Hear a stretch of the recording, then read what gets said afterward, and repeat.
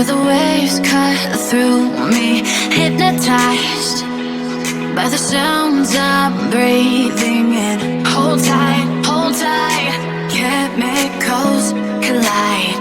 Hold tight, hold tight, hold tight. Dripping lights paint the skies, all because of you. Dripping lights. Namaskar, hello guys, the farmer guy here. আজি দেওবাৰ ভাবিলোঁ গাড়ী চাড়ী ধুই লওঁ, ৰাতিপুৱাই আজি গাড়ী ফচি গ'ল, এতিয়া ট্ৰেক্টৰ দি টানি উলিয়াবলগীয়া হ'ল।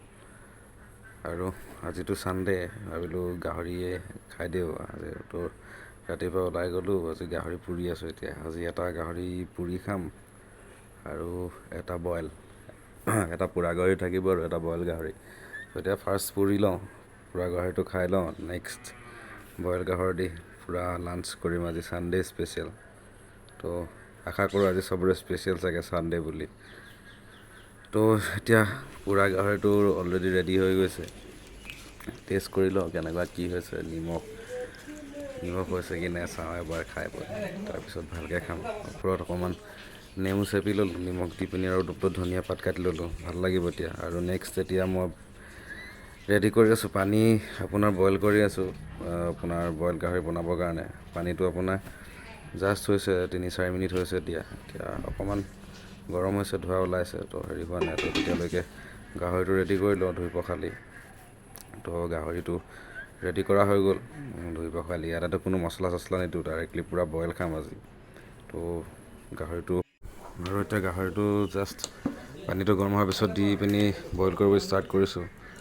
তো অকণমান টাইম লাগিব, তো ডাইৰেক্ট বইল কৰিছোঁ গাহৰিটো, পূৰা কমপ্লিটলি বইল কৰি খাম।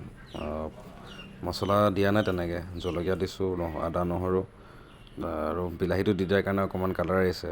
মছলা আপোনাৰ আদা নহৰু, আমি যোনখিনি নৰ্মেলি ঘৰুৱা কাৰণে ইউজ কৰোঁ সেইখিনি মছলা। তো বইল হৈ গ'ল এতিয়া, তো অকণমান চুপ খাই লওঁ, টেষ্ট কৰোঁ নিমখ চিমখ কেনেকুৱা কি হৈছে।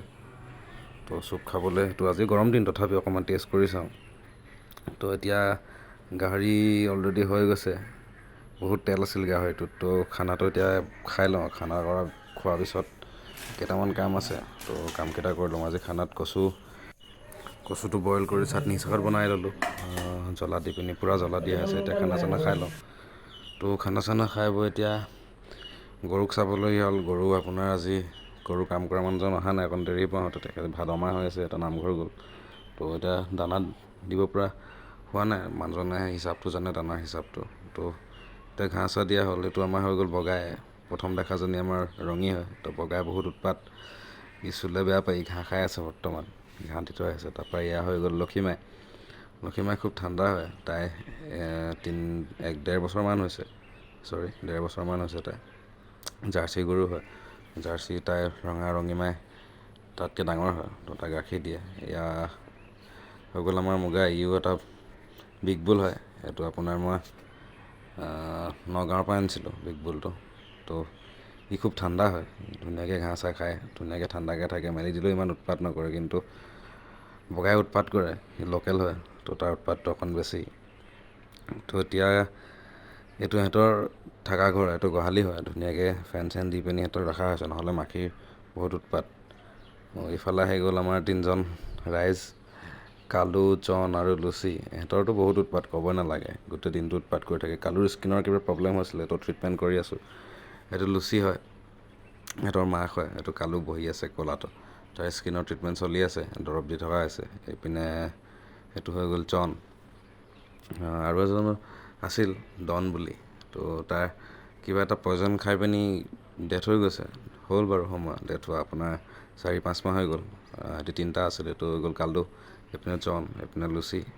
ৰাতি খুলি দিওঁ, দিনত বান্ধি থওঁ, ৰাতি ধুনীয়াকৈ খুলি থৈ দিওঁ। ৰাতি গাৰ্ডো হৈ যায়, খুলি থওঁ, অকণ মুকলিকৈ থাকিব পাৰে। তো এইপিনে এতিয়া আপোনালোকক দেখাই আছোঁ যোনটো বস্তু, এইটো হৈ গ'ল কেঁচুসাৰ। যোনখিনি আমি ইয়াতে যিমানখিনি খেতি কৰা হয়, তো ইয়াৰ পৰাই সাৰটো, মানে কলগছ দি পিনি ইয়াতে সাৰটো ৰাখি দিওঁ, কলগছ দি পিনি ৰখা হয়, গোবৰ দিয়া হয়, তাৰপৰা যোনটো সাৰ উৎপাদন হয় কেঁচুৰ পৰা, সেইটো কেঁচুসাৰ হয়। তো সেইটো ভাৰ্মি কম্প'ষ্ট বুলি কোৱা হয়, সেইটো প্ৰচেছত কৰা হয়। আৰু এতিয়া নেক্সট ষ্টেপ আহি গ'ল মাছক দানা দিয়া।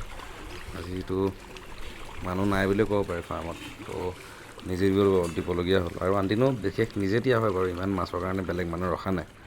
তো মাছ আপোনাৰ এতিয়া বৰ্তমান দি আছে 4 mm দানা। মাছ আপোনাৰ চাইজ লৈ লৈ আছে। আপুনি ধৰক একেবাৰে সৰুতে আনিলে ধৰক 1 mm দিব লাগে, 2 mm দিব লাগে। তো আমাৰ এতিয়া 1 বছৰ 2-3 মাহমান হৈ গৈছে মাছটো। তো এতিয়া আমি একদম 4 mm টো ইউজ কৰি আছোঁ। ইয়াতকৈ এটা ডাঙৰ পাই চাগে 5 mm। তো মাছ চন্দা, ৰৌ, মিৰিকা, ভাঙন প্ৰায়ভাগ মাছেই আছে। হায়েষ্ট কচ মাছ আছে, হায়েষ্ট আপোনাৰ আছে চন্দা মাছ। চন্দা মাছটো আপোনাৰ চন্দা মাছৰ কাৰণে বিশেষকৈ দানাটো ইমান প্ৰয়োজন নহয়। বাকী কচ মাছ, ৰৌ, মিৰিকা, ভাঙন এইবিলাক অকণমান ডাঙৰ হ'বলৈ দানাটো প্ৰয়োজন হয়। কিন্তু চন্দা মাছৰ আপোনাৰ স্পীডটো বহুত বেছি, খোৱা স্পীডটো। তো সিহঁতি দানা খায়। এতিয়া মোৰ যিমান মাছ আছিলে, তো মই চন্দা মাছ অকণমান খালী কৰিম। যোৱাবাৰ 2200 চন্দা মাছ মেলিছিলোঁ। তো এতিয়া ৰিচেণ্ট অকণমান দিনৰ পিছত ধৰক মই 1000 মান খালী কৰি দিম ভাবি আছোঁ। তো তেনেকেই মাছটো পালন কৰি আছোঁ। আৰু বন্ধুসকল, আপোনালোকক কৈছিলোঁ বেঙেনাখিনি লগোৱাৰ পিছত দেখাম বুলি, কিমান কি হ'ল, কিমান আগবাঢ়িল। এটা ভিডিঅ'ত কৈছিলোঁ, আৰু যোৱাকালি ভিডিঅ'টোতো কৈছিলোঁ যে নেক্সট বেঙেনাখিনি দেখাম কিমান কি আগবাঢ়িছে। তো ৰোৱাৰ পিছত ইমানখিনি গ্ৰ'থ হৈছে। এইটো কিছুমান মৰিছে, 5-6টামান খাজিবলগীয়া হ'ব। এতিয়া বৰ্তমান এইখিনি ইমান গ্ৰ'থ হৈছে। তো ছাইডতো খানি তাতে সাৰ দি দিয়া হ'ল। আৰু এইটো ছাইডৰখিনি ইমান হেৰি হোৱা নাই, গোবৰ দি থোৱা হৈছে। এইকেইটাত ইয়াৰ আগলৈ অকণমান বেয়া হৈছে এখন বেঙেনাখিনি। তো এইটো খাজি দিব লাগিব। এইটো উঠি যাব বাৰু, এইটো গোবৰ দি দিয়া হ'ল, অকণমান মৰহি আছে। তো আৰু এইটো এটা আছে ইয়াতে, এইটো মৰি গৈছে ইয়াত যোনটো ৰুই থৈছিলোঁ। তাৰপৰা বাকী এইখিনি গোটেইখিনি চব ঠিকে আছে, এইখিনি গ্ৰ'থ হৈ আছে ঠিকেই। আৰু বাকী এইটো ছাইডত কোমোৰা আছিল, কোমোৰা ছিজন যাব হ'ল। তো কোমোৰা এতিয়া গোটেইখিনি মেচিয়ৰ্ড হৈ গ'ল, এতিয়া ছিজন যাব হ'ল। কোমোৰা এতিয়া আঁতৰাম লাহেকৈ। সেইটো আপোনাৰ লাষ্ট 1 মান্থ আছে আৰু লাগিব। এইটো মেচিয়ৰ্ডে হৈছে অলৰেডি, আৰু লাষ্ট 1 মান্থ লাগিব। তাৰপিছত গোটেইখিনি আঁতৰাই দিম আৰু এইখিনি মেচিয়ৰ্ড হৈ গ'ল। তো কোমোৰা নেক্সট আঁতৰাই ইয়াতে লাও দিম। আৰু একদম ফাৰ্ষ্ট এপিছ'ড আপোনালোকক কল দেখুৱাইছিলোঁ খেতি কৰি আছিলোঁ বুলি, তেতিয়া মেচিয়ৰ হোৱা নাছিল। এতিয়া লাগিবলৈ ষ্টাৰ্ট কৰিলে। এইখিনি 3 থকা ইয়াত লাগি আছে। বাকী আৰু এইটো ছাইডত আছে, এইটো ছাইডত লাগি আছে। আৰু এইখিনি চাফা কৰি আছোঁ এইটো ছাইডৰ পৰা।